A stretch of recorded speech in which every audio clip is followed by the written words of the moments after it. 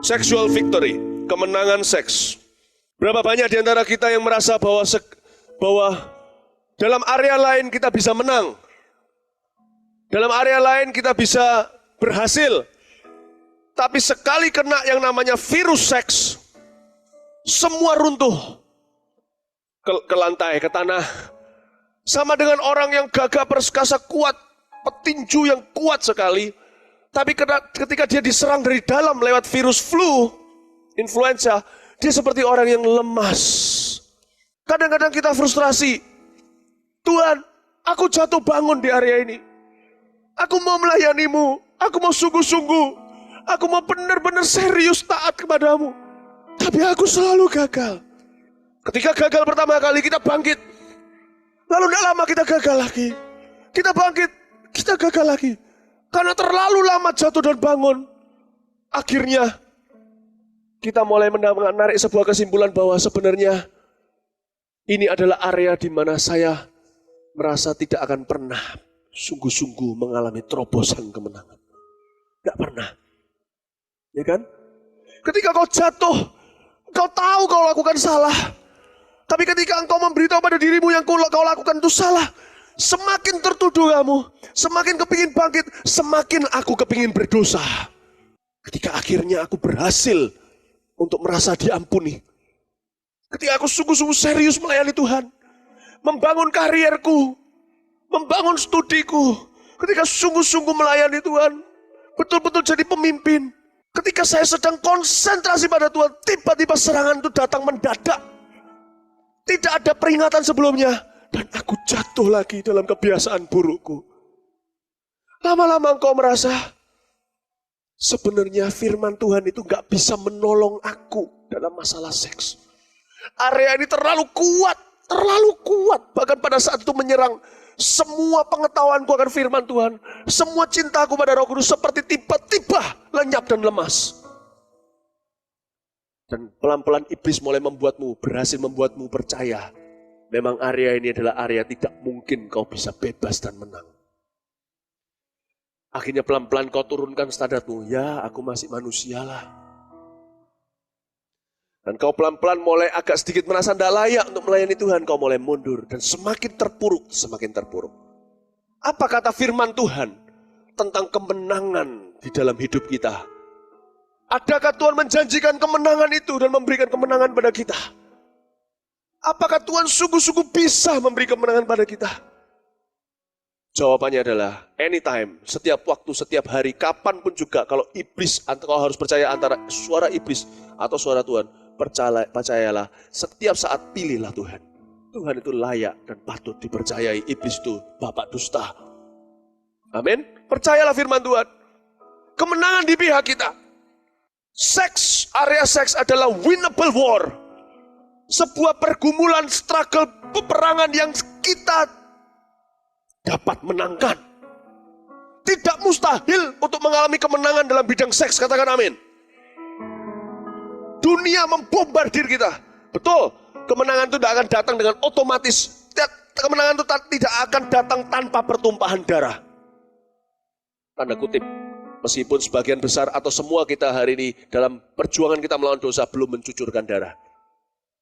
Tapi tanpa pertumpahan yang sungguh-sungguh, pertumpahan yang besar, memang peperangan ini tak akan pernah dimenangkan. Tapi ini kabar baiknya. Peperangan kita sudah dimenangkan. Sebab peperangan kita adalah peperangan Allah. Dan kemenangan ada di pihak kita.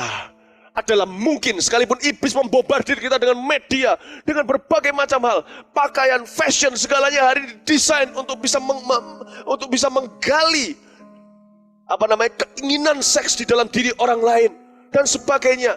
Apapun juga yang menghalangimu, percayalah Tuhanmu lebih besar daripada segala yang ada di dunia ini. Dan kemenangan itu jadi mungkin buat kita. Sangatlah mungkin untuk menang di area seks. Tidaklah mustahil. Katakan amin. Mari kita baca sama-sama di Yesaya pasal 41. Kita lihat dulu apa kata firman Tuhan. Yesaya pasal 41 ayat yang ke-10. Anda silakan buka, saya tinggal lihat di LCD. Ya, janganlah takut, sebab aku menyertai engkau. Ini kata Tuhan. Janganlah bimbang, sebab aku ini Allahmu. Aku akan meneguhkan, maksudnya teguhkan itu apa? Yang sudah kuat tambah kuat, yang sudah menang tambah menang. Katakan amin. Bahkan akan menolong engkau. Apa artinya bedanya meneguhkan dengan menolong? Kalau meneguhkan itu yang sudah kuat tambah kuat, yang sudah menang tambah menang. Kalau menolong itu yang kalah jadi menang, yang jatuh jadi bangkit.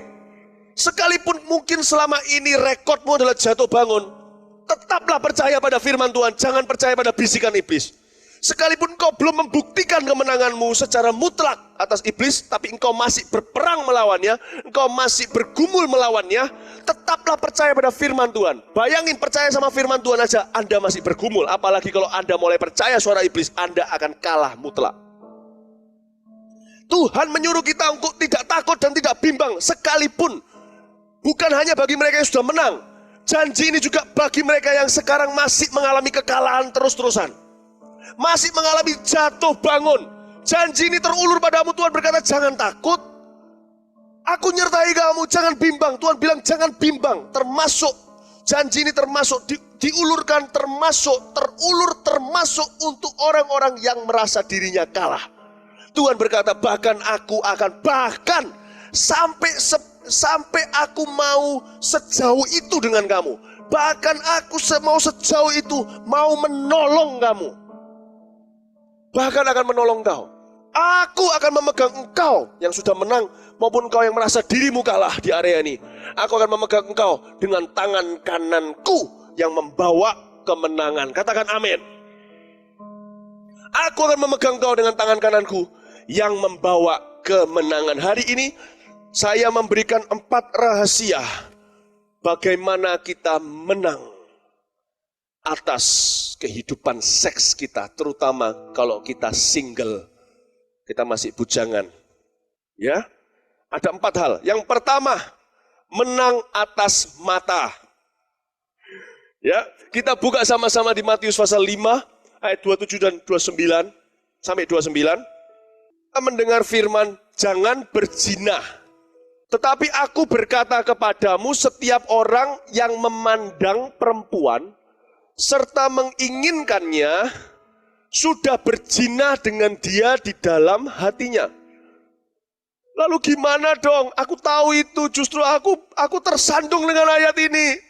Baca ayat selanjutnya. Siapa tahu kau tersandung di satu ayat, ternyata ayat selanjutnya itu adalah kasurnya Tuhan empuk, bisa di sana kau merebahkan diri. Ya, maka jika matamu yang kanan menyesatkan engkau, ternyata bukan kasur. Cungkilah dan buanglah itu, karena lebih baik bagimu jika satu dari anggota tubuhmu binasa daripada tubuhmu dengan utuh dicampakkan ke dalam neraka. Coba lihat lagi pasal 6, Matius 6 ayat 22 dan 23. Ya, firman Tuhan berkata, mata adalah pelita tubuh. Jika matamu baik, teranglah seluruh tubuhmu. Jika matamu jahat, gelaplah seluruh tubuhmu.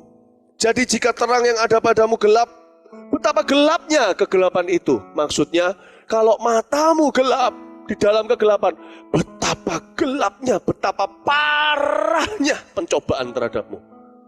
Betapa gelapnya.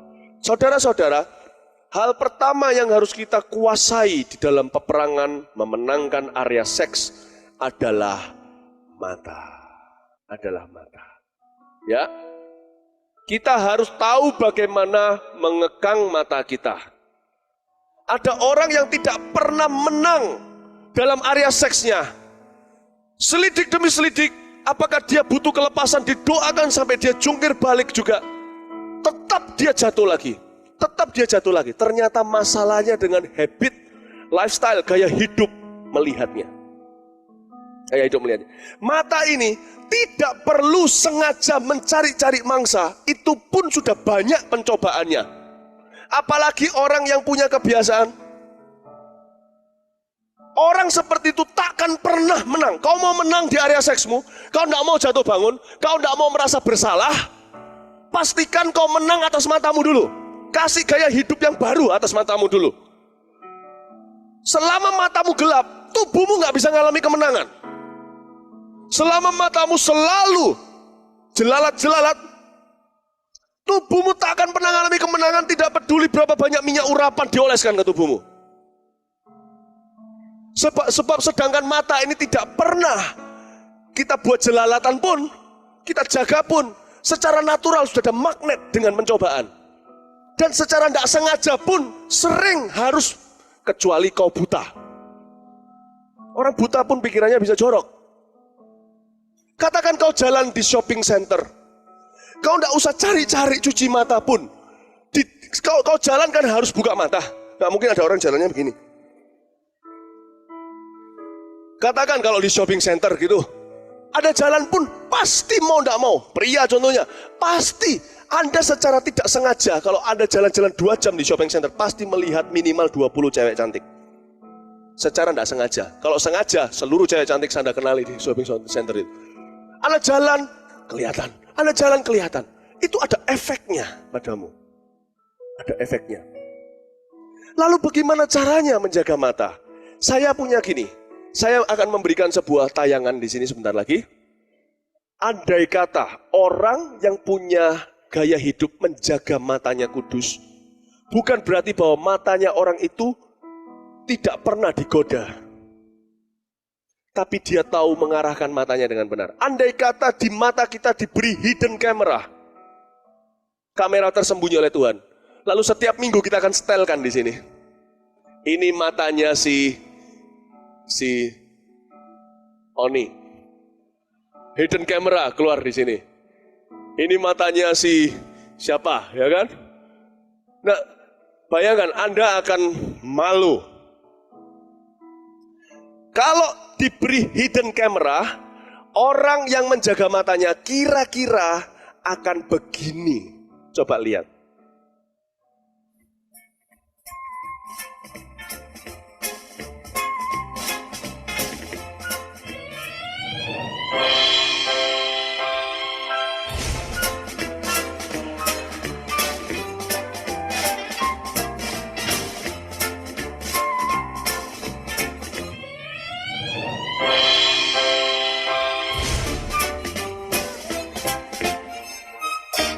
Maksudnya apa? Mata. Saya yakin mata orang hamba Tuhan yang sangat cinta Tuhan, hidup dalam ruang Maha Kudus pun cenderung untuk tidak usah cari-cari pun, dia akan mengalami pencobaan banyak. Hidup ini selalu dicobai. Laki perempuan sama, tapi saya bicara dari sisi laki karena saya tidak pernah jadi perempuan dan tidak akan pernah jadi perempuan. Saya berjanji kepada Anda. Mata saya pun akan tercobai. Saya harus hidup dengan pencobaan setiap saat ready. Setiap hari saya pun dicobai secara seksual. Karena saya normal. Ada orang gak pernah tertarik dengan cewek, seorang cowok. Iya kan, tapi dia tetap dicobai karena dia lihat cowok dan dia juga tertarik. Itu jenis mata yang berbeda ya. Kita ini makhluk seksual. Diciptakan sebagai makhluk seksual. Sex is good in God's eyes. Baik di mata Tuhan. Tapi kita harus bisa mengarahkan. Tidak semua yang diinginkan mata kita kau beri. Tidak semua. Saya pun dicobai secara seks. Kalau saya sedang katakan, saya sedang jalan-jalan. Ya, saya ngambil contoh yang sederhana lah. Di shopping mall kan banyak ketemu orang. Di gereja pun bisa, saudara. Cenderung seorang pria sejati, pria normal, pasti tercobai. Nah, mata itu sanggup menekan intensitas pencobaan pada tubuhmu atau membumbung tinggikan. Caramu menggunakan matamu akan sangat menentukan kemenanganmu, langsung menentukan. Jika matamu gelap, gelap tubuhmu. Jika terang, terang tubuhmu. Mata pelita tubuh. Mata itu ukurannya.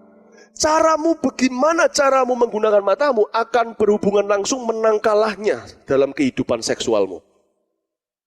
Sangat menentukan. Apakah berarti mata tidak pernah tergoda? Tergoda. Godaan yang pada saya tekankan setiap hari UMR. Pak, saya pastikan itu bukan sesuatu yang tersengaja. Dan pun di dalam UMR itu kalau saya tergoda, saya harus senantiasa cungkil mata saya. Bukan berarti saya jomplong matanya. Kok saya bukan cungkil mata saya secara harafiah, tapi saya harus sengaja mencungkil pandangan tertentu, kayak tadi gitu. Langsung perhatikan ke ikan itu. Saya harus ngeblok.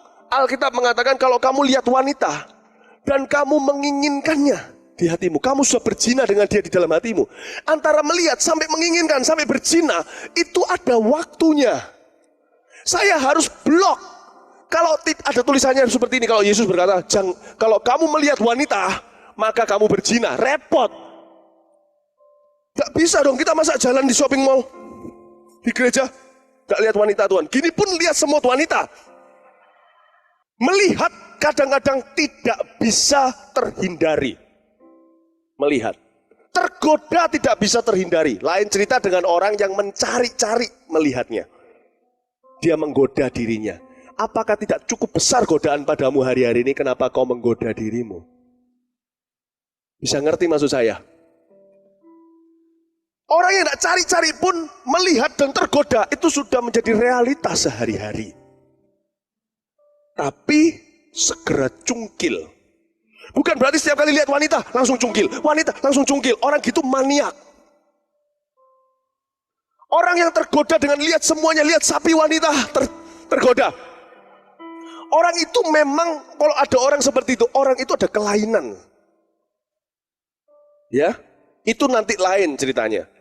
Tapi badan ini sanggup, mata ini sanggup menerima sekian. Mungkin cewek pertama yang kelihatan biasa, cewek kedua efeknya mulai meluntur pertahanannya, meluntur. Ada satu waktu mulai keluar alarm di nurani kita. Ketika itu cungkil lah. Saya kalau pergi katakan bersama-sama dengan istri dan anak saya, katakan saya pergi sama istri sama anak saya, katakan di shopping mall, mungkin secara nggak sengaja mesti ketemu. Set, lihat. Anda tidak perlu lihat begini, Anda lihat tidak kelihatan langsung pun kelihatan dan bisa tertarik.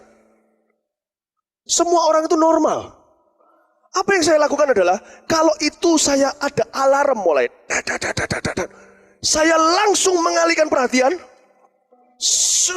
Saya ambil anak saya, andai kata ada hidden camera, ada kamera tersembunyi, Anda akan lihat nanti kalau ada kamera tersembunyi di mata saya dari Roh Kudus akan seperti ini. Saya lihat, mungkin kelihatan wanita itu, mungkin mata itu ada cenderung gitu. Pria normal. Tapi saya cungkil, saya tarik. Tiba-tiba saya gendong anak saya pandangi hidung anak saya terus. Kalau hidden kamera saya kira-kira gitu. Atau saya pandang wajah istri saya sengaja noleh tidak lihat. Ya janganlah di depan kalau ada cewek cakep gitu jalan terus. Gak perlu. Kamu juga gak perlu seperti tambah ngetoroi, tambah ketahuan. Jangan, saya biasanya langsung lihat sesuatu kalau ada firman Tuhan di tangan saya langsung buka dengan apakah seorang muda mempertahankan kelakuan yang bersih dengan menjaganya sesuai firman Tuhan. Tapi tidak mungkin saya bawa Alkitab terus loh, apalagi kalau ke shopping mall buka Alkitab, kan tidak mungkin. Saya cari sesuatu untuk blok pandangan itu masuk ke long term memory saya, masuk ke daya ingat permanen saya. Saya blok sampai ke short term memory, sampai ke daya ingatan yang jangka pendek. Karena untuk ngeblok itu tidak ada firman Allah, anak saya pun jadi. Saya gendong dia, saya pandang wajahnya, atau kadang-kadang saya lihat tasnya istri saya terus, atau lihat wajahnya terus. Kalau saya tidak sama istri sama anak saya tergoda, lihat tidak menutup kemungkinan saya ambil permen saya. Ya, ketika ada handphone pun, untung ada handphone. Kalau saya tidak bawa handphone lagi di tas, saya ambil permen saya. Di hidden kamera saya akan saya baca, Happy Den White dengan baking soda, kunyah permennya, senyum cemerlang. Ini biarkan lewat dulu. Baking soda mempertahankan warna putih dalam gigi Anda. Berat bersih 11,2 gram, keisi 8 butir, nomor 3377100555409. Diproduksi oleh PT Perfecti Van Bebele Indonesia Purwakarta. Ketika saya terus, itu tidak masuk ke long term memory saya. Tubuh saya lebih terang, ketika pulang saya tidak bergumul dengan keinginan dosa. Bisa ngerti? Ketika saya jalan-jalan ke Hong Kong, itu lebih di area tertentu di Hong Kong, saya sama istri saya kalau ada urusan bisnis harus ke sana, itu lebih parah lagi. Malam-malam saya pergi sama istri saya pulang dari ketemu dengan beberapa rekan, ketika pulang, kadang-kadang ini ada apa? Ada persimpangan jalan, saya balik nyimpang jalan, tek gini foto pornografi di samping saya.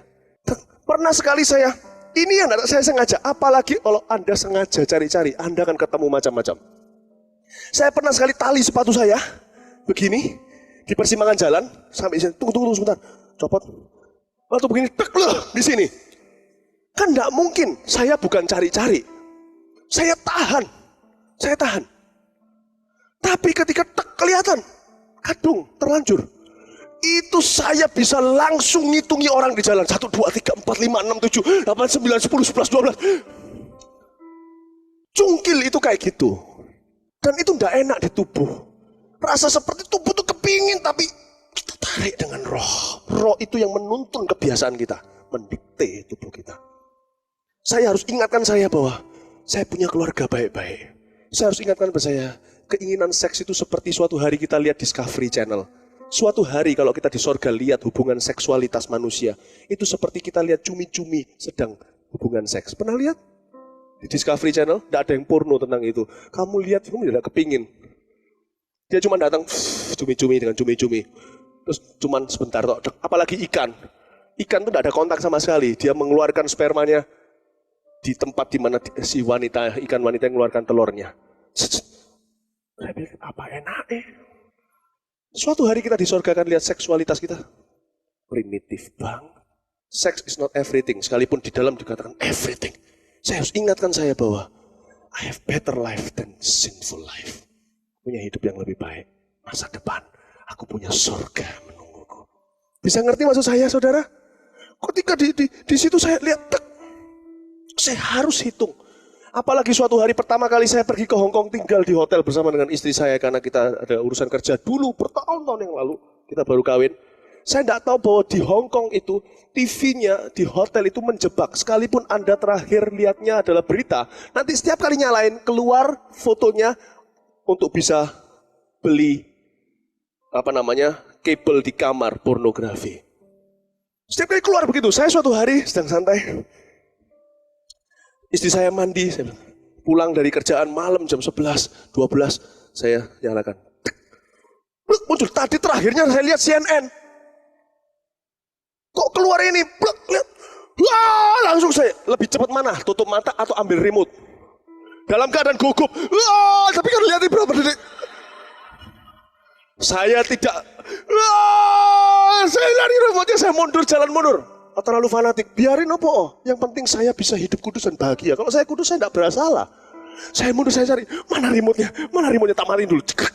Setiap kali saya ke Hong Kong, istri saya selalu yang nyalain TV. Kamu boleh lihat dulu, saya tidak lihat. Bisa ngerti maksud saya? Cungkil itu kayak begitu, menang atas mata. Amin? Amin? Sengaja tarik matamu dari itu. Maka tiba-tiba kau lihat, you have better days, hari-hari yang lebih baik. Iya ya, kok lebih gampang ya untuk menang. Bisa mengerti maksud saya, saudara? Ya, di TV juga tidak harus lihat yang pornografi. Hal-hal porno, tidak porno itu hatimu yang menentukan. Tentu, oh gitu ya, kalau gitu saya bisa lihat pornografi tanpa merasa porno, itu gila. Ada hal-hal yang jelas bukan masalah hati, sudah masalah terlalu terang-terangan. Tapi ada kadang-kadang kita lihat sunsilk. Tidak ada yang porno dengan itu. Tapi kalau itu menggodamu, lebih baik ganti channelmu. Ya, bisa ngerti maksud saya? Jadi Anda yang harus tentukan sendiri di hati. Belani. Itu gaya hidup saya sejak single hingga hari ini. Sebab saya tidak membiarkan bagian tertentu di tubuh saya bergerak karena melihat wanita lain. Itu prinsip saya. Kecuali istri saya. Saya minta juga Anda yang sudah menikah sedikit tips saja. Apakah boleh di dalam pernikahan sama-sama lihat pornografi? No. Nggak boleh. Tapi tidak cocok konteksnya. Suatu hari saya akan mengadakan seminar sexual healing suatu hari. Kesembuhan seks suatu hari untuk yang couple saja, pasangan. Saya akan ceritakan bahwa fantasi itu ada batasnya. Ketika melibatkan orang lain dan apalagi pornografi. Bolehkah suami istri sama-sama lihat pornografi? Tidak boleh, itu dosa. Tapi sama istriku kok dosa. Jelas ya? Coba biasakan dirimu. Yang kedua, menang atas hormon. Saudara, ketika saya ngomong ini semua, ini tidak gampang ya untuk diikuti, berarti ini semua butuh penyalipan daging. Butuh apa? Amin. Ya. Menang atas hormon. Mazmur 139 ayat 13 dan 14 berbunyi seperti ini. Mazmur 139 ayat 13 dan 14. Doa di hadapan Allah yang Maha Tahu. Ayat 13. Sebab engkaulah yang membentuk buah pinggangku, menenun aku dalam kandungan ibuku. Termasuk seksualitas kita, Tuhan yang tenun. Ya. Aku bersyukur, ayat 14, luar biasa. Kepadamu oleh karena kejadianku dahsyat dan ajaib. Ajaib apa yang kau buat dan jiwaku benar-benar menyadarinya. Coba lihat saya tanya, siapa di sini merasa seks adalah momok di hidupnya? Kau salah. Seks is a blessing. Seks itu berkat. Tapi tidak semua blessing kita bisa ambil sekarang. Kalau kamu masih single, kamu bisa berpikiran, why not? Kalau Tuhan sudah ciptakan aku sebagai manusia seks, kenapa tidak kita nikmati? Setiap berkat itu ada waktunya dan ada konteksnya untuk dinikmati. Ada konteks dan waktunya. Iblis mencoba untuk menyimpangkan, mengadakan penyimpangan dari berkat Allah. Iblis melakukan itu. Dia berkata kalau kau nikmati dengan cara begini, atau pada waktu sebelum begini, kau akan lebih bahagia. Orang menemukan justru akhirnya dia dipenjara dan diperbudak oleh yang tadinya menjadi berkat Tuhan, dia diperbudak oleh seks. Jadi sekalipun seks adalah berkat, kau perlu mengenal apa yang dikatakan firman Tuhan tentang seks, dan engkau perlu menikmati berkat itu sesuai dengan firman-Nya. Jikalau firman-Nya berkata jangan nikmati di luar perkawinan, jangan. Kalau firman-Nya mengatakan jangan nikmati sebelum perkawinan, berarti jangan. Lalu kenapa Tuhan menciptakan seks? Kalau kita single tidak bisa menikmatinya. Menciptakan berkat tidak sama dengan harus melampiaskannya, mengalami berkat itu sekarang. Kalau gitu kenapa kok tetap ada feeling, keinginan di dalam dirimu? Itu saudara, hormon itu berkat Tuhan buat kita. Hormon kita itu berkat Tuhan. Bisakah kau bisa berkata bahwa seks itu berkat dalam hidupku? Tapi Tuhan mengajarimu untuk delay your gratification. Untuk delay itu apa? Untuk menunda pemuasannya. Karena Tuhan mau supaya hidupmu penuh dengan setiap rencana Tuhan. Ketika engkau mendapatkannya. Hanya karena seorang itu akan jatuh cinta dan kawin, bukan berarti dia umur 5 sudah harus pacaran dan kawin. Meskipun cinta, anak kecil sudah bisa jatuh cinta sama orang, namanya cinta monyet. Kalau Indonesia pakai kata monyet, Inggris pakai kata anjing, cinta puppy love. Saya dulu menerjemahkan seorang pengkhotbah pendeta saya dari Indonesia, saya terjemahkan Inggris, diketawai sama orang-orang bule. Saya bilang monkey love. Son gokong apa? Ya. Atau kenapa orang-orang Indonesia lebih suka monyet, cinta monyet, ya? Ya monyet? Gak. Ya. Saudara, hormon itu berkat. Katakan seks adalah berkat buat hidupku. Bukan momok. Ya, bukan hantu. Seks itu adalah berkat. Cuman Tuhan itu adil. Dia secara biologi telah menciptakan kita demikian rupa. Ada yang namanya masa-masa naiknya seks, keinginan seks, dan turunnya. Bagi seorang laki, ketika kantong daripada spermanya sudah penuh, maka akan ada siklus biologi yang namanya mimpi basah. Ya, itu tidak dosa, itu penciptaan Allah untuk membuat Anda tidak meledak-ledak setiap hari. Tapi ada orang nggak perlu penuh kantong spermanya, setiap hari penuh pikiran kotornya, itu masalah mata. Masalah mata. Kalau Anda tidak punya perasaan seks sama sekali, Anda robot. Yang membuat Anda pria atau wanita apa? Ya kan? Kalau ada orang tulis untuk membuat paspor atau apa kalau pakai kan biasanya jenis kelamin. Kalau udah bahasa Inggrisnya kan seks. F, female, or M, male. Anda jangan jawab seks, no sex before marriage. Bukan. Itu maksudnya, what's your sex? Kelamin membuat identitas kita adalah pria atau wanita, it's a blessing. Cuman kenapa menjadi tubuh kita? Itu masalahnya di matamu. Kita tidak harus setiap hari mikiri seks kok, percaya saya. Tidak harus setiap saat mikiri seks. Godaan ada, tapi kita tidak harus setiap saat. Hidup kita itu punya banyak hal yang kita bisa pikiri. Ada masa-masa tertentu memang seks menjadi pikiran yang sangat membobardir kita. Bagi laki biasanya ketika secara biologis, sekalipun Anda tidak menambah-nambahi dengan gaya hidup mata yang salah, tetap ada waktunya di mana Anda sangat sensitif seks. Buat orang laki itu ketika kantong spermanya yang single, kantong spermanya itu mulai penuh, dia tidak bisa berhubungan seks dengan siapa-siapa kan, jadi penuh sendiri, harus keluar sendiri. Itu pada saat masa-masa itu sebelum keluar, itu ada masa-masa intens sekali, sangat sensitif. Kelihatan wanita yang biasa-biasa juga bisa tergoda. Perempuan biasanya, saya tidak pernah jadi perempuan, jadi saya harus ngomong dengan pewahyuan. Dan saya minta peneguhan dari Anda. Perempuan itu biasanya sebelum dan sesudah mens.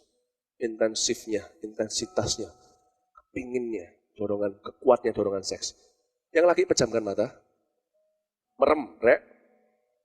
Pejamkan mata yang laki. Kalau betul, tolong yang perempuan batuk. Ya.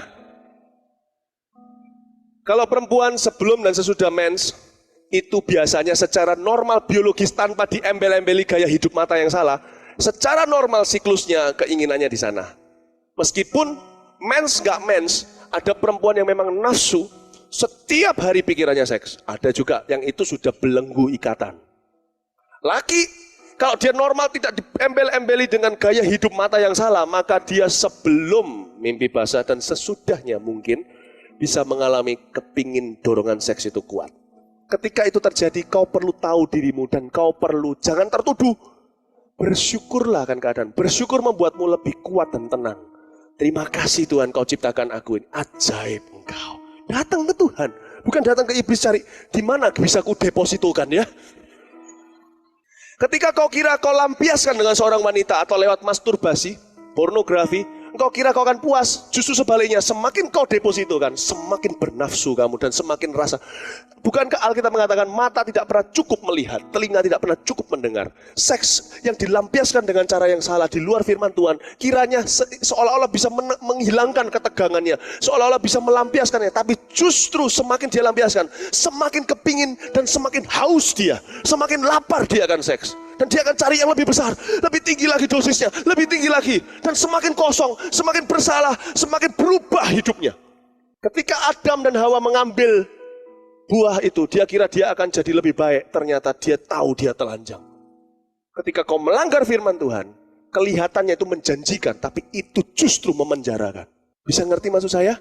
Ya. Lalu bagaimana? Sekarang saya ceritain sedikit tentang mimpi basah. Bagaimana yang harus kita lakukan? Kalau perempuan saya tidak bisa kasih nasihat gimana, Anda kira-kira dari prinsip yang saya bagikan. Seorang pria, single, bujangan, kalau mimpi basah apakah harus melihat sebuah adegan yang sangat-sangat menggoda? Atau melihat? Tidak harus. Kalau kau jaga pikiranmu, kau bisa. Di dalam tidur kita itu sebenarnya tidak sepenuhnya tidak sadar. Hati nurani kita masih sadar. Tidak percaya kalau kau di mimpimu, kau mimpi yang sedih, kau bisa rasa kalau kau bisa marah di mimpimu, teman saya bahkan bisa membentukkan kepalanya ke tembok. Iya, karena dia main sepak bola, dia kalah, dia kesel. Waktu saya, dia bilang dia tidurnya dekat tembok, dan dia bilang saya menendang bola, ternyata bendol sininya.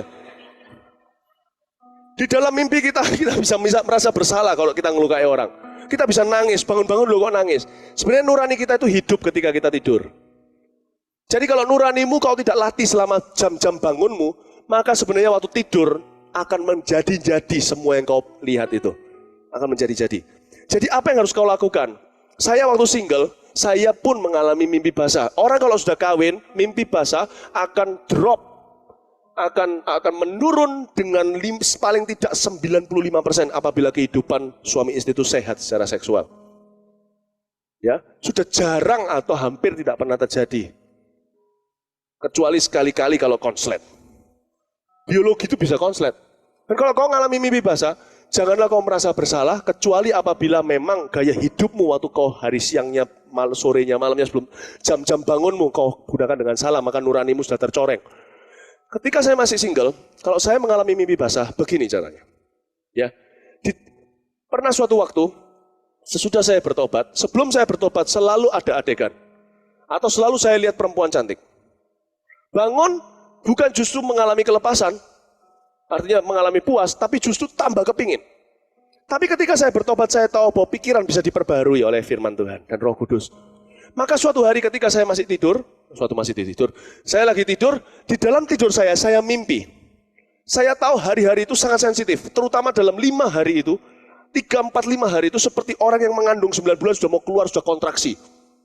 Kita juga sama, kontraksi hormon. 4, 5 hari itu saya harus hidupnya betul-betul jaga karena saya super sensitif. Waktu saya single 4, 5 hari tersebut. Ya sebulan sekali mungkin mimpi basah, mungkin lain-lain lah. Ketika itu saya harus betul-betul jaga. Nah saya tidur suatu hari, suatu malam dalam tidur saya, tiba-tiba saya melihat ada satu orang, orangnya hitam gitu, bawa majalah. Dulu sebelum saya bertobat, lihat majalah porno segalanya hal itu saya pernah lakukan. Tapi sesudah saya bertobat saya harus berhenti. Dia membukakan majalah sama saya dan saya tuh hafal itu majalah itu isinya apa saya tahu. Nggak usah dibuka, saya sudah tahu itu isinya apa. Kelihatan sekali bahwa sedikit samar itu saya tahu itu majalah pornografi di mimpi saya. Ketika mau dibuka, di mimpi itu pun saya ternyata bisa tolak. Luar biasa nggak? No! Nggak mau. Loh, dia bilang, pasti nggak mau. Semua laki mau lihat ini. Nggak mau. Nggak mau. Lalu tiba-tiba di mimpi itu saya lihat ada seorang pria pakai baju putih, ambil majalah itu. Lalu saya tahu itu Tuhanku. Lalu dia berkata, sekarang kamu boleh lihat. Masa disuruh lihat majalah porno? Tapi karena Tuhanku adalah kudus, dia tidak mungkin melakukannya. Saya lihat, tahu nggak? Dia buka halaman berikutnya. Ternyata Tuhan tidak melihatkan saya halaman itu, dibuka halaman berikutnya. Tahu apa yang saya lihat? Saya melihat auditoriumnya Petra. Tahun 9 berapa itu? 93 atau tahun berapa? Auditoriumnya Petra yang kita pakai itu KKR. KKR saya yang pertama kali di Surabaya, itu di auditorium itu. 2000 sekian orang hadir, 400 lebih lari ke depan terima Tuhan. Persis ketika saya datang ke sana seperti deja vu, seperti saya pernah melihat ini sebelumnya. Memang saya pernah lihat, ketika dilihatkan saya melihat ribuan orang angkat tangannya seperti ini dan dijamah Tuhan. Tuhan seperti ngomong sama saya di mimpi itu, kamu tidak harus lihat porno-porno untuk mengalami mimpi basah. Dibukakan, saya melihat revival, paginya sudah basah. Aneh ya, nothing sexy. Revival is not sexy. Revival is not. Ada suatu waktu lagi, di lain kesempatan, saya ditunjukkan ada satu VCD, TV. Orang hitam itu lagi ngomong, kamu tinggal ngomong iya aja, mau aja, saya setelkan ini, semua laki kepingin lihat ini. Saya bilang, enggak mau. Karena sehari-hari di waktu saya bangun, saya selalu melatih nurani saya untuk condong ke Tuhan, seberapapun sakitnya. Saya bilang, no, enggak. Dan saya enggak mikir 2 kali. Seperti Yusuf yang meninggalkan jubahnya, dia lari dan enggak mikir 2 kali. Sambil lari, sambil mikir, mestinya enak ya. Tambah balik. Lari-lari, sudah usah mikir 2 kali. Lari, pokoknya lari dulu baru mikir nantinya setelah aduh kesempatan tadi kenapa tidak tak ambil untuk berdosa. Jangan mikir, lari dulu. Paling tidak kalau engkau menyesal, hatimu salah, kesempatan sudah pergi. Anda lebih cenderung untuk bisa lebih tidak jatuh dalam dosa. Saya diberi itu, saya bilang, enggak. Di mimpi, nurani itu bisa bicara ternyata. Bilang enggak. Lalu habis itu orang yang berbaju putih itu lagi ambil VCR dan kata, sekarang ku masukkan VCD yang lain. Masukkan. Waktu itu belum ada VCD, video yang jadi saya lihat itu video VHS. Ketika dia bilang, sekarang lihat, mau lihat? Sekarang karena kamu menolak dia, aku lihatkan kamu ini. Ketika saya lihat di TV itu, TV gede sekali. Saya melihat apa? Saya melihat Gor Kertajaya. Dan ribuan, saya lihat diri, loh, itu kan saya. Saya berkata, terima. Luar biasa. Anda tidak usah lihat sesuatu yang seksi untuk mimpi basah. Tapi mungkin yang cerita kayak gini 1 di antara 10.000. Saya nggak mungkin lihat revival. Apa yang harus saya lihat dong? Ada seorang yang pernah melihat, ngomong sama saya doakan, saya ajari ini. Lalu dia berkata, lalu sejak hari itu dia tidak pernah mengalami mimpi buruk itu lagi. Waktu dia mengalami pengeluaran. Dia lihat apa? Dia berkata, saya suatu hari lihat saya di lapangan sepak bola hijau sekali. Dan saya di tengah-tengah situ kehujanan. Pernah ngompol waktu kecil? Apa yang kau mimpikan untuk ngompol? Kau mimpi kau ada di kolam renang, ya?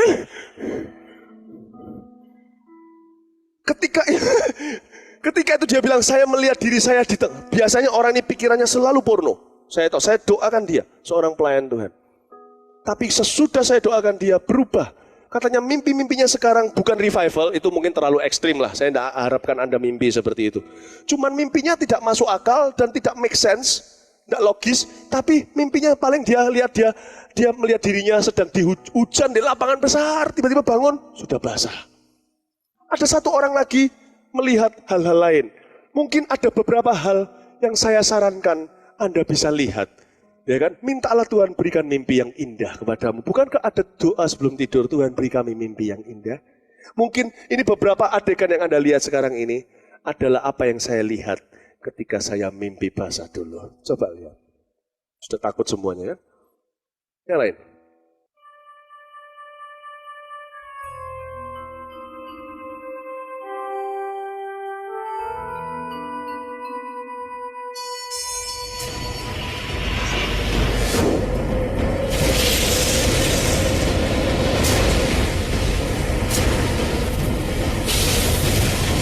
Saya melihat tsunami. Ya enggak seradikal inilah.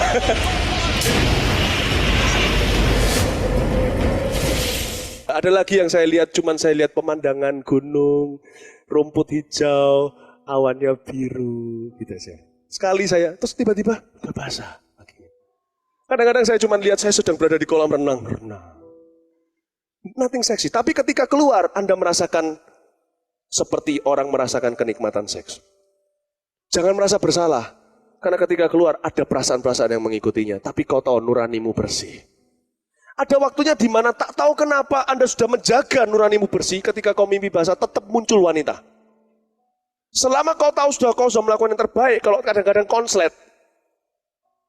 Kalau mimpi basah kan di luar. Kalau kau berkata, aduh aku tidak sengaja, sekali-kali aku konslet lihat pornografi, nah itu sengaja. Itu lain, kalau mimpi basah itu kau mimpi kau tidak berdaya. Kadang-kadang bisa konslet, kau lihat seorang wanita, maka waktu kau bangun tidur, kau berdoa seperti ini. Tuhan, ya jangan pergi ke kamar mandi dulu, jangan sikat gigi dulu, jangan ganti baju dulu, mandi dulu. Saya berdoa, Tuhan, aku sudah usahakan terbaik. Sekali ini kok bisa konslet ya? Aku tidak akan tertuduh, kalau tertuduh sehari ini aku akan dikalahkan iblis, pencobaan akan datang. Aku percaya aku lakukan yang terbaik. Tuhan, kalau ada yang salah di dalam diriku yang dosa yang tidak aku sengaja, ampuni aku. Aku minta engkau bersihkan nuraniku sekarang dalam nama Yesus. Amin. Sudah, jangan mikiri. Bisa ngerti maksud saya? Kalau perempuan mungkin hari-hari itu dia mikirnya lain-lain. Tiba-tiba ada satu pangeran datang. Turun dan kiss dia. Perempuan itu mimpinya lebih romantis. Kalau laki itu lebih wild. Lebih liar. Kami memang beruang-beruang yang berbeda. Oke, bisa ngerti? Anda diberkati nggak dengan ini? Amin ya. Relevan nggak buat Anda? Kalau relevan, angkat tangannya. Oke, relevan. Yang ketiga, menang atas masa lalu. 1 Korintus 6 ayat 18. 1 Korintus 6 ayat 18. Nasihat terhadap percabulan. Percabulan itu khususnya untuk single. Kalau di dalam married, masturbasi waktu married, sudah dalam perkawinan, apakah orang kira kalau orang itu terikat masturbasi akan lepas ketika dia menikah? Tidak. Tidak, karena masturbasi berhubungan dengan fantasi. Ya, fantasi itu sudah seluas dunia ini. Anda tidak bisa dikekang dengan waktu, ruang, negara. Anda bisa travel faster than light. Anda bisa travel itu apa? Bepergian lebih cepat daripada kecepatan cahaya.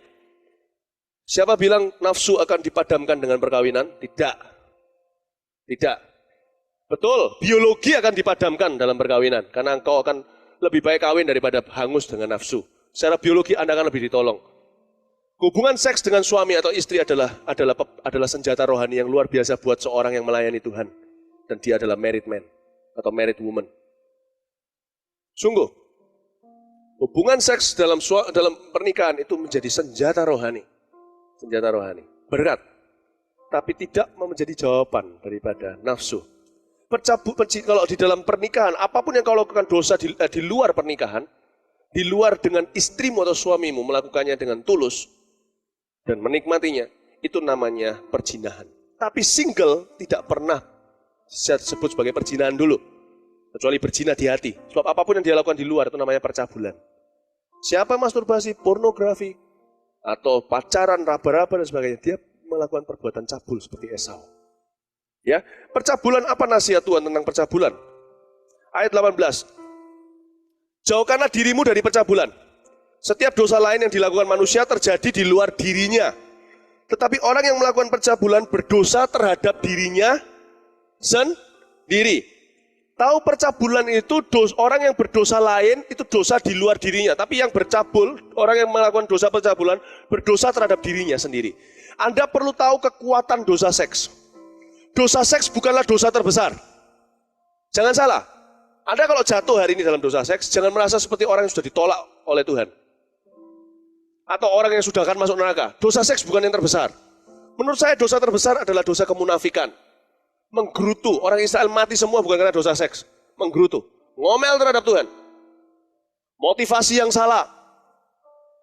Dosa-dosa kesombongan di dalam hati. Dosa yang tidak terlihat. Dosa hati itu lebih besar. Tapi yang membuat dosa seks ini terpisah dari yang lainnya sebagai kategori spesial adalah efeknya. Dosa lain dilakukan orang di luar dirinya. Kalau dia menyesal, dia minta maaf sama Tuhan, dia terima maaf, sudah, tidak ada efek sampingnya. Dosa seks itu punya efek samping yang cukup kuat. Seperti obat punya efek sampingnya. Gatal. Ada obat tertentu yang kalau kita minum bisa membuat kita jadi gemuk. Ada obat tertentu yang kita minum bisa membuat kita jadi jerawatan. Ada yang membuat kita bisa ngantuk, itu yang paling umum. Efek samping daripada dosa seks, sekalipun pengampunan terjadi, pengampunan itu pengampunan, pemulihan itu pemulihan lain. Karena dosa seks itu ketika kita melakukannya, itu kita berdosa terhadap diri sendiri maksudnya. Dosa ini adalah satu-satunya dosa yang kita lakukan di hidup ini, yang akan punya efek sampingnya itu ke gambar diri yang rusak. Siapa berdosa dengan dosa ini, berdosa terhadap dirinya sendiri. Dosa lain di luar dia. Sudah. Anda paling menyesal dan Anda lihat dampaknya dampak luar. Aduh, aku kehilangan teman. Kehilangan teman, kehilangan berkat, kehilangan ini. Tapi, dosa seks bisa membuatmu kehilangan percaya diri. Itu lebih parah. Anda jadi orang yang confused, yang bingung. Jatuh bangun selama 5 tahun sudah. Anda jadi orang yang akhirnya gambar dirimu rusak. Ketika kau berkata, aku mau bangkit lagi, engkau juga lah yang tidak percaya pada dirimu sendiri. Di dalam hatimu ada suara kedua berkata, 2 minggu lagi jatuh. Ketika kau jatuh, kau bilang mau datang pada Tuhan. Di dalam dirimu ada suara kedua yang berkata, kamu datang ke Tuhan sesudah kamu nikmati dosa seks. Ya sama aja. Ketika kau baru pandang orang baru mau melakukan sebuah dosa, tapi kau menyesal, kau balik kepada Tuhan. Di dalam hatimu ada berkata, balik, sudah terlanjur, kamu sudah kotor, jalan aja terus. Bablas saja. Sudah bablas, mau kembali ke Tuhan. Ada suara lain berkata, kalau sudah begini baru balik ke Tuhan. Kau kehilangan percaya diri. Dosa seks ini efeknya seperti itu. Semakin dalam kau lakukan, masturbasi sekali, dengan 2 kali, bedanya di mana? Pengampunan Tuhan sama. Malah justru semakin banyak dosamu, semakin melimpah kasih karunia-Nya. Otomatis loh, semakin banyak yang perlu dicat, ya semakin banyak cat yang dipakai. Semakin banyak dosamu, semakin banyak darah yang harus dicipratkan kepadamu, darah Yesus. Tapi efeknya di pemulihannya. Sekali dengan 2 kali kau lakukan, itu bedanya di percaya dirimu nanti. Kau jadi orang yang bersalah, kau tidak bisa percaya dengan komitmenmu sendiri, kau jadi orang yang bingung di dalam dirimu, kau jadi tidak tegas terhadap hidup ini. Itu efek dosa seks. Gambar diri yang rusak. Gambar dirimu rusak terhadap dirimu sendiri. Tuhan sudah ampuni pun perlu tahunan untuk kau mulai melatih dirimu pelan-pelan. Dan akhirnya kau bisa percaya, aku ternyata bisa bebas. Satu firman dibagi gini tidak tentu membuatmu percaya. Kau masih mikir, Nanti pulang aku masih bisa enggak menghadapi hidup single di kos-kosan. Dan aku enggak perlu jatuh dalam fantasi. Dulu aku pernah nyoba, dulu aku ya pernah datang ke seminar gini. Suara yang kedua ngomong gitu, tetap jatuh. Sulit. Bisa ngerti maksud saya enggak? Karena itu kalau kau mau menang, tidak cukup kau punya gaya hidup mata, menang atas mata. Menang atas hormon. Kau harus betul-betul menang atas masa lalu. Kau harus betul-betul mulai masuk dalam perjalanan, pulihkan gambar dirimu. Tidak ada jalan lain lewat ketaatan. Selain lewat ketaatan, sebab engkau bukanlah orang yang tidak mencoba ketaatan. Engkau cuma coba tapi gagal. Maka yang kau perlu lakukan adalah, selanjutnya kita lihat Yohanes pasal 8 ayat 1 sampai 11. Perempuan yang berzina. Saudara, siapa? Saya tidak mau tanya siapa. Saya yakin ada banyak orang-orang yang mencoba untuk jadi lebih baik secara seksual, dalam hidup seksualnya. Tapi gagal. Kenapa? Dia mencoba jaga matanya. Dia coba untuk untuk menang atas hormonnya. Tapi kalau kau tidak pernah menang atas masa lalumu, kegagalan masa lalumu, kau masih dihantui olehnya, semakin kau coba untuk berhasil, semakin kau gagal. Berapa banyak orang yang tahu sesudah engkau melakukan sebuah dosa, kau melihat dan mengingini, kau rasa bersalah sekali. Kenapa kau merasa bersalah? Karena di dalam dirimu ada hukum yang mengatakan itu salah. Pertanyaan saya, sesudah kau merasa bersalah, seharusnya apa yang kau harus lakukan? Langsung datang minta ampun sama Tuhan, kan?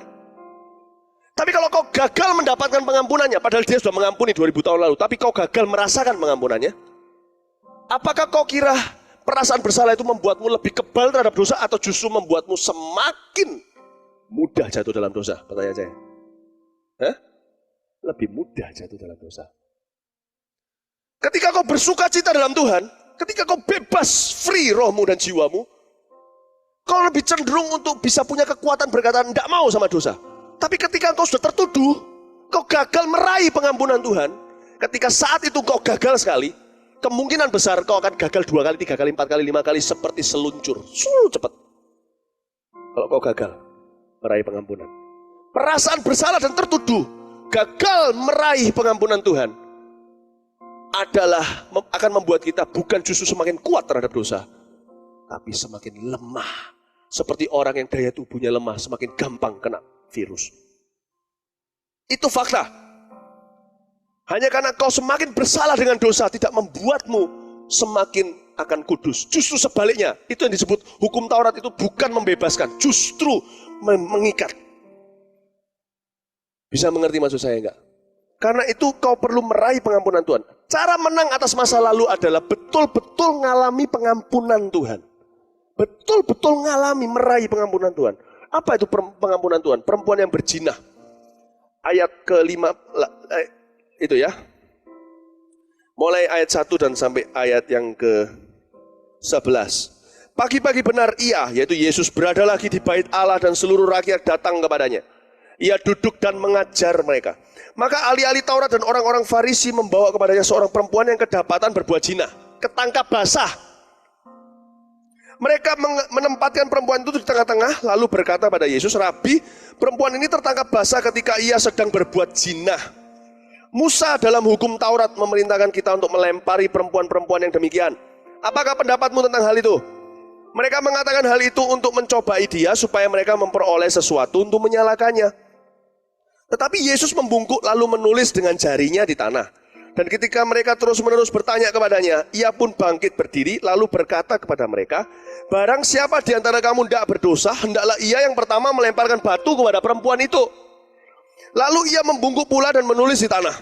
Tetapi setelah mereka mendengar perkataan itu, pergilah mereka seorang demi seorang mulai dari yang tertua, akhirnya tinggallah Yesus seorang diri dengan perempuan yang tetap di tempatnya.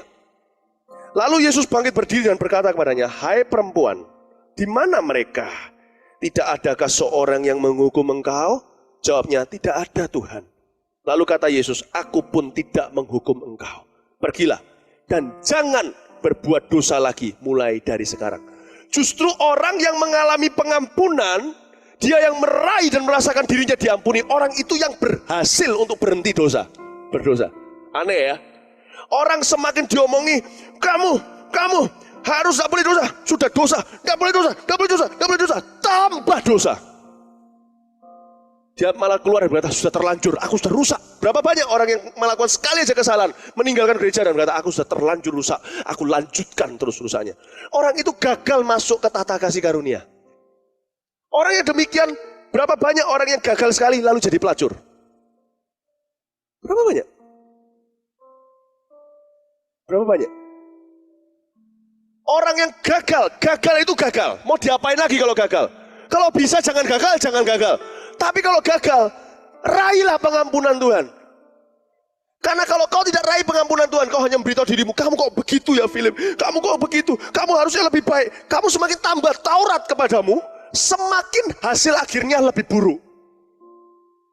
Karena itu raih pengampunan. Dengan demikian rupa raih pengampunan, jangan pedulikan ada konsekuensi atau tidak. Jangan pikirkan, aku kalau datang ini adil tidak bagi Tuhan. Mana mungkin adil Tuhan, Tuhan ampuni aku gitu aja padahal dosaku segitu banyaknya. Jangan menguji, menilai diri, just come. Datang pada Tuhan.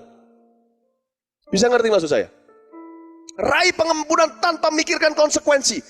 Nanti di depan itu ada konsekuensi tabur tuainya enggak? Kalau ada pun so what, mau apa? Kalau enggak ada mau apa? Pikirkan yang positif tentang Tuhan, datang pada Tuhan, berkata aku menyesal, tolong aku mau berhenti. Saudara berdoalah, kalau perlu kuncilah di dalam kamarmu, kuncilah pintu di kamarmu, berdoa dan sembahlah Tuhan.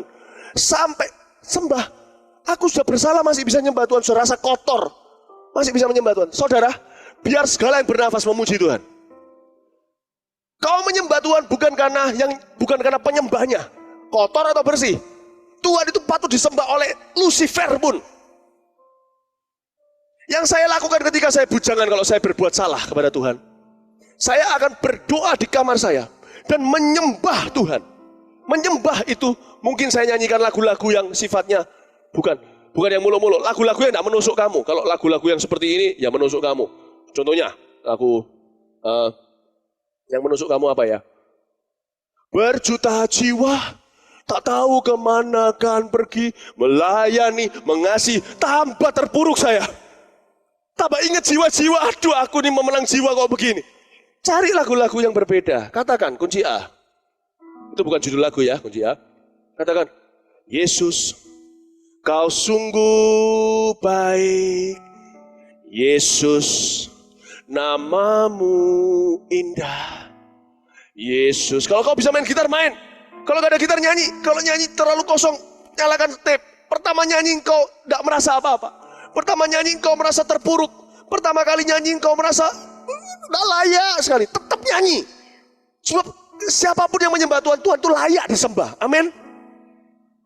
Penyembahan itu pasti diterima oleh Tuhan. Pasti. Ku cinta kau selalu, ku tinggikan, ku agungkan selamanya.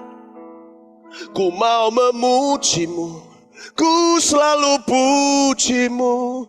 Ku mau menyembahmu, ku selalu sembahmu, kau yang layak terima semua pujian, kemuliaan hanya bagi Tuhan. Lagu saya lama semua memangnya. Ya, tapi itu lagu-lagu yang saya nyanyikan kalau saya mau datang pada Tuhan sekalipun bersalah. Berdoa, menyembah sampai saya tahu, sampai saya yakin saya ini diampuni Tuhan.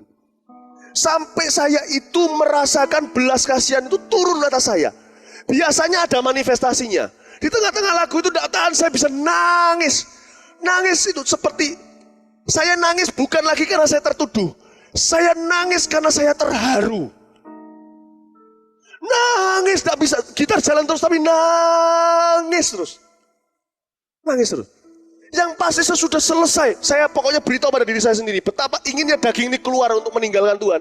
Saya kunci diri saya sendiri, saya tidak akan keluar sebelum saya yakin dan merasakan belas kasihan Allah turun atasku. Saya tidak akan keluar sebelum saya tahu Yesus mengampuniku. Jangan pikirkan konsekuensinya. Ketika selesai saya session itu, saya menemukan, meraih pengampunan Tuhan. Saya keluar dari kamar itu, saya merasa bersih. Saya merasa kudus dan suci. Saudara, saya adalah orang yang tidak mudah karena saya mengalami sexual confusion. Kebingungan seks waktu saya masih muda.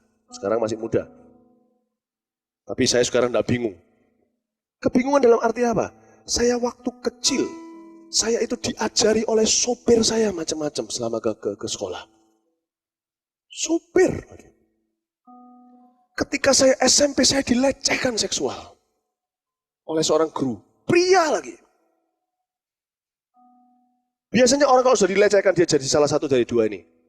Dia jadi melampiaskan seks secara sesama jenis atau lawan jenis. Saya kalau yang lawan jenis, puji Tuhan, untung. Dan saya terlibat macam-macam. Melihat macam-macam. Untuk saya bergumul masalah seks ini, perlu pergumulan. Tidak ada anointing, boom, langsung. Holy, holy, holy.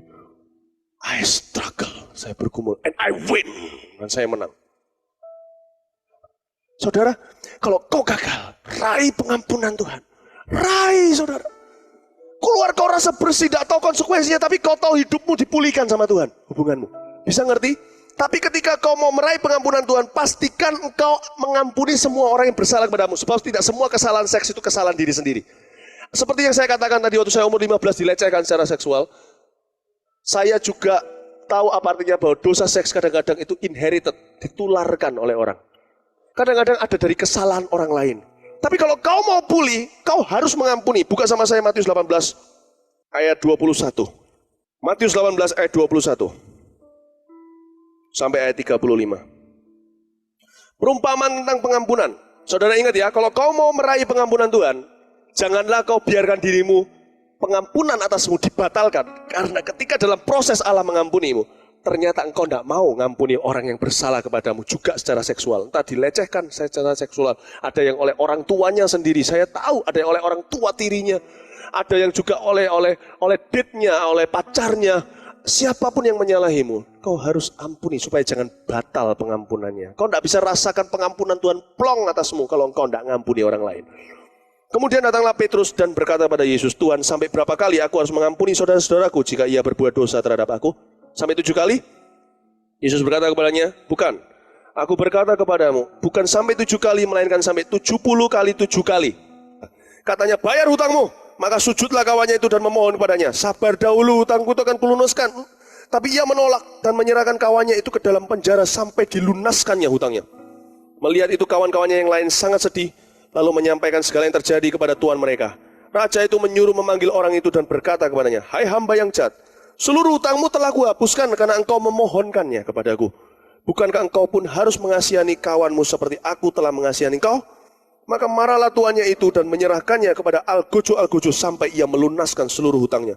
Maka Bapakku yang di sorga akan berbuat demikian juga terhadap kamu, apabila kamu masing-masing tidak mengampuni saudaramu dengan segenap hatimu. Saudara, seks itu kompleks. Cara iblis merusak seks dalam kehidupan manusia itu kompleks. Tidak seluruhnya karena kesalahan sendiri. Tidak seluruhnya. Ada yang karena salah sendiri. Cari-cari di internet.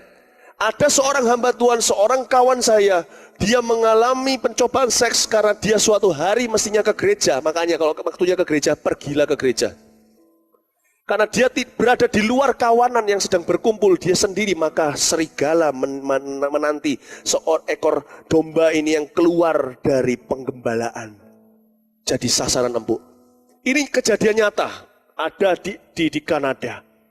Ketika dia lihat TV, kadang-kadang bisa konslet. Sekarang kita juga tahu komputer bisa konslet juga. Tiba-tiba orang kirimkan gambar-gambar yang tidak benar. Padahal kita tidak cari ke sana. Harus hati-hati, saudara. Kalau komputer membuatmu jatuh di kamarmu, taruh di ruang tamu. Supaya kalau kau sampai terganggu untuk mau buka pornografi, kau sungkan dengan mereka yang lewat di belakangmu. Cungkil. Kalau VCD membuat player dan VCD, kartu perminjaman VCD itu bisa menjadi kejatuhanmu terus-terusan. Pastikan kau tidak pernah ke toko VCD bersama sendiri. Kalau perlu pergi bersama dengan temanmu. Bukan untuk sama-sama pinjam yang tidak benar, supaya saling menjaga integritas. Ya apalah. Jangan khawatir untuk dibilang orang fanatik. Jangan tunjukkan kepada orang, tapi kalau tidak sengaja ketahuan mereka, biarin mereka ngomong apa. Yang penting kau hidup bahagia. Amin. Ya, saudara, ini kompleks. Teman saya ketika melihat itu, dia keluar dari gereja, dia nggak ke gereja karena ngambek. ketika dia nyalain TV, tiba-tiba keluar channel pornografi yang hanya bisa keluar karena bayar. Nggak tahu kenapa kok bisa keluar di TV-nya. Cuman 10 menit, kita memulihkan dia, kita doakan dia. Cuman 10 menit. Tapi sejak hari itu dia terikat pornografi. Hingga sekarang. Orang ini sekarang hilang lagi. Orang yang melayani Tuhan. Kadang-kadang bisa salahnya dia sendiri, tapi kadang-kadang bisa salah orang lain. Anak kecil nggak tahu apa-apa, dilecehkan. Kadang-kadang oleh orang tuanya sendiri. Saya pernah sekali khotbah di My Life Conference yang dulu bertahun-tahun lalu. Seorang hamba Tuhan, dia datang ke saya, kok aku dulu pernah dilecehkan. Dia dengan nangis dan dia membuka ceritanya. Oleh siapa? Oleh omku sendiri. Gila. Kadang-kadang oleh kesalahan orang lain. Jaga-jaga kalau sampai ada kesalahan orang lain terlibat di dalam kerusakan seks yang terjadi di hidupmu. Ketika kau meraih pengampunan Allah, ampuni mereka dalam nama Yesus. Amin. Amin. Ampuni mereka. Lepaskan dengan iman, ampuni mereka. Saya melakukan itu terhadap guru saya di Singapura. Saya sudah rencana mau bunuh dia. Tapi Tuhan berkata, kau tidak bisa merasakan kasihku kalau kau tidak ampuni dia juga. Kau akan dibatalkan pengampunan atasmu. Saya baru sadar, saya ampuni dia. Amin. Yang terakhir, menang atas iblis. 1 Yohanes 3 ayat 8. Barang siapa yang tetap berbuat dosa, berasal dari iblis. Sebab iblis berbuat dosa dari mulanya. Untuk inilah anak Allah menyatakan dirinya. Yaitu supaya ia membinasakan perbuatan-perbuatan iblis itu. Saudara, kalau kau sudah melakukan poin 1, 2, 3, kau sudah menang atas mata. Kau sudah berusaha untuk menang atas mata. Kau sudah berusaha menang atas hormon. Kau sudah berusaha menang atas masa lalumu. Tapi ternyata di dalam dirimu tetap ada sebuah, kau rasakan ada sebuah dorongan yang tidak normal. Yang tidak normal. Ya, tidak normal betul dorongan itu. Padahal kau, lain cerita ya, ada banyak orang, ada seorang anak muda, waktu kebaktian pemuda dulu, atau masih ini dulu kebaktian pemuda, datang ke saya, turun di ruang bawah, lalu ketemu sama saya, kau doakan aku perlu kelepasan, usirlah setan dari aku. Saya diberi Tuhan hikmat tiba-tiba sebelum doakan dia. Kan tidak boleh sembarang tumpang tangan. Saya berkata, tunggu dulu, masalahmu ini di setan atau gaya hidup? Maksudnya apa kok? Kamu jatuhnya gimana? Kok jatuhku lewat pornografi kok? Pornografi? Gimana maksudnya? Lewat VCD porno beli di jalanan. Saya tanya, TV-mu di mana? Di kamarku. VCD-nya di mana? Di kamarku, VCD player-nya. Semua di kamarmu semua. Bukan setannya yang perlu keluar. VCD-mu perlu keluar dari kamarmu. Belani, cungkilah. Nggak ada salahnya dengan VCD di kamar kalau kau bisa jaga. Kalau kau tahu ke batasmu, keluarkan. Ya, laki biasanya lebih banyak begitu. Saya suruh dia keluarkan. Loh, jadi saya tidak perlu didoakan. Tidak, setannya elektronik. Tapi kalau ini bukan kesalahanmu, engkau sudah lakukan semua yang patut kau lakukan poin 1, 2, 3. Kau sudah jaga matamu. Engkau juga sudah menang atas hormon. Kau sudah belajar bersyukur, belajar untuk jaga nuranimu. Belajar seperti saya, sekalipun sekali-kali konset kau minta nuranimu dibersihkan oleh Tuhan. Engkau sudah menang atas masa lalu. Kau tahu kau sungguh-sungguh mengalami pengampunan Allah dan melepaskan. Tapi di dalam dirimu tetap ada sebuah dorongan yang super kuat yang tidak normal. Ini selain, ini pekerjaan iblis. Masuknya kapan tidak tahu. Ini sungguh-sungguh bukan elektronik setannya, tapi setan sungguhan. Bisa jadi seorang yang gay, homo atau lesbi. Kalau ada dorongan kuat, ada orang-orang seperti ini tetap mencoba menutupi itu dan merasa bersalah. Mereka sengaja kawin, tapi habis itu hancur perkawinannya. Kawin tapi ada affair dengan sesama laki, padahal dia punya istri. Atau istri punya suami dan affair dengan sesama perempuan. Dorongan itu kau malu nyatakan karena kau tahu itu nggak normal. Pelan-pelan karena kau frustrasi, kau mulai berkata, ya memang mungkin ada orang diciptakan berbeda. Tidak. Tidak ada orang yang itu karena gennya. Omong kosong. Saya mau beritahu, gen setiap orang diciptakan adalah gambar dan rupa Allah. Diciptakan mereka laki-laki dan maka diciptakanlah mereka perempuan. Jelas. Berarti ada satu waktu di hidupmu, iblis masuk ke tubuhmu. Ada beberapa orang lewat kekecewaan. Tidak jarang saya lihat seorang istri, suaminya di tempat lain, dan dia kecewa. Ketika dia kecewa, dia kerja ke tempat lain yang jauh dari suaminya dan dia mendapatkan kasih seorang saudari, sama-sama perempuannya, jadi lesbian. Dia dulu bukan orang yang tertarik dengan sesama perempuan. Kekecewaan menjadi pintu yang membuka masuknya setan ke dalam hidupnya. Cowok bisa jadi yang lain. Dia kecewa dengan papanya, luar biasa. Suatu hari dia melihat seorang yang kebapaan. Dia pelan-pelan cuma belajar bersahabat. Dan karena keinginannya untuk memiliki seorang bapak, ternyata si laki itu homo. Ketangkaplah masuk ke jerat. Seperti lalat yang kena ke jeratnya spider, laba-laba. Pertama kali dia melakukan perbuatan homo dengan laki ini. Dia merasa kotor, tapi lama-lama dia menikmati. Saya tidak sering melihat kasus seperti ini. Tidak jarang maksud saya. Dengar saudara, itu perbuatan iblis. Dalam kehidupan gay contohnya. Tidak ada orang diciptakan gay, tapi kau tidak akan dihakimi. Saya berdoa, waktu saya sedang berdoa untuk conference ini, saya share sama istri saya. Roh Kudus itu ngomong jelas, saya tidak akan menghakimi karena itu jelas-jelas perbuatan setan. Itu bukan kamu secara normalnya. Ya, bukan kamu secara normalnya. Saya ketika berdoa membuat materi ini, Roh Kudus ngomong, nanti pada saat My Love Conference, akan ada beberapa orang yang punya masalah ini akan kukirim datang. Ada di antara Anda. Kau diam-diam menyimpan sebuah dorongan. Tuhan berkata sama saya sebelum buat konferensi ini, I will come to set them free. Untuk ini anak Allah menyatakan dirinya untuk menghancurkan, membinasakan perbuatan iblis. Atau enggak cuma gay, ada yang satu lagi yang sifatnya sebaliknya. Saya pernah lihat, saya paling enggak tahu selebriti. Saya paling enggak tahu selebriti. Jadi kalau ada orang ngomong, si ini cerai sama ini, si ini cerai sama ini. Saya cuma garuk-garuk, semua selebriti ya sering cerai. Tapi suatu hari saya pernah tidak sengaja ketika TV nyala saya makan, ada satu orang pria selebriti ngomong sama reporter, dia bisa terus terang, orang Jakarta kan lebih berani kalau terus terang. Dia ngomong seperti ini, saya tidak bisa berhenti mikirkan seks setiap menit. Dia ngomong, saya kaget, orang ini berani sekali. Saya lihat pria dan berkata, pikiran saya itu terus ke seks, terus. Maksudnya dengan heteroseks ya, bukan homoseks dengan lawan jenis. Tapi dia mikir terus, nah ini sudah nggak normal. Dia mungkin bisa jaga matanya, bisa jaga, dia menang atas hormon dan masa lalu, tapi dia tetap begitu, itu ada dorongan yang kuat, pasti ada sesuatu.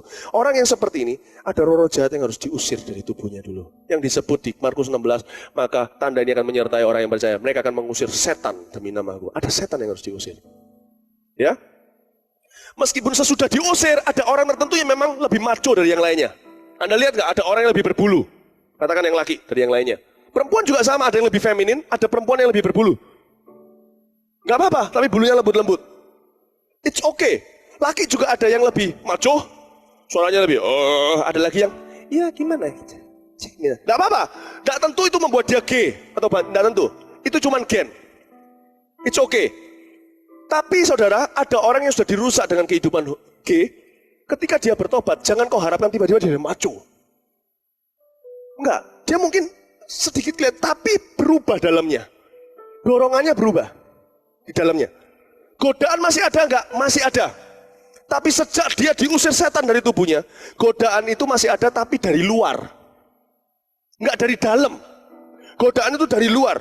Diingatkan masa lalunya, tapi dia di dalamnya sudah ada Roh Kudus untuk menolak dan mengalahkan itu. Lain cerita dengan orang yang godaannya dari dalam karena dorongan, karena belenggu setan. Apapun yang dia lakukan dari dalam selalu gagal. Bisa ngerti ya? Malam ini ketika saya berdoa nanti sebentar lagi, ada dua macam orang. Nanti ada orang-orang tertentu yang mungkin ketika saya berdoa ada yang jerit nanti. Saya mau beritahu dulu, tidak tentu yang jerit itu setan. Ada yang jeritnya karena ketika nanti saya berdoa, Roh Kudus turun. Ada beberapa orang ketika menjerit itu karena hatinya, jiwanya luka. Bukan roh jahat. Tangking sampai jungkir balik, tidak ada apa-apa yang keluar dari dia. Orang yang seperti itu kalau nanti ada ketika jiwamu terbuka untuk Tuhan, kau dipulihkan. Jangan cuma jerit, ingat saya, kau juga sadar ketika itu. Lepaskan pengampunan dan terimalah pengampunan Allah. Tapi ada orang juga nanti malam ini, ketika saya berdoa, ada yang jeritnya karena roh jahat. Saya tidak jarang saya melihat orang saya layani, tiba-tiba matanya berubah. Wah, jerit-jeritnya itu. Perempuan suaranya laki keluar. Saya pernah melayani seperti itu. Siapa kamu? Padahal cewek itu. Ngeri gak? Ada satu yang, Ko Philip jahat. Cewek benar. Aku duduk kokomu. Saya ngomong sama setan itu, aku bukan kokomu. Enaknya saya dipanggil Ko Philip.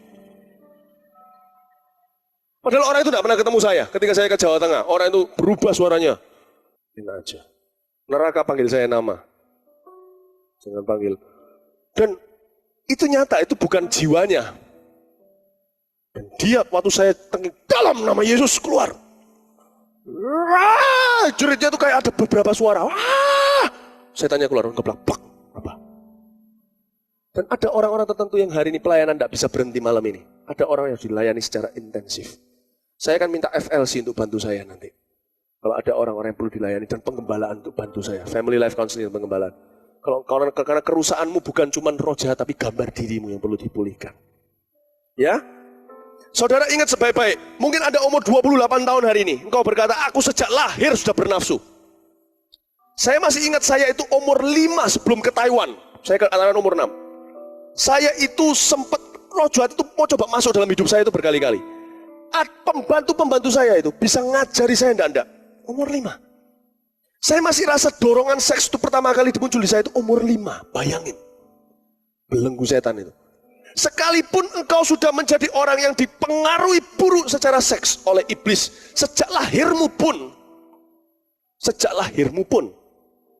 Satu pengorbanan Yesus di kayu salib itu lebih berkuasa daripada kalau engkau umur 28 tahun. Daripada 28 tahun perbudakan iblis atas hidupmu. Katakan amin.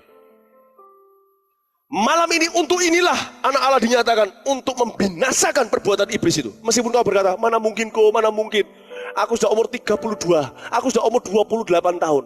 28 tahun seingatku sejak aku lahir, aku itu sudah salah secara seks. Mana bisa aku bebas? Dengar baik-baik, 2000 tahun lalu satu pengorbanan di kayu salib. Sekali Yesus mati itu lebih berkuasa. Satu hari Jumat Agung itu lebih berkuasa daripada 365 hari kali 28 perbudakan setan dalam hidupmu. Bisa runtuh malam ini dalam nama Yesus. Amin. Cuman kau harus buka hatimu pada Tuhan. Amin. Saya ajak semua bangkit berdiri bersama dengan saya.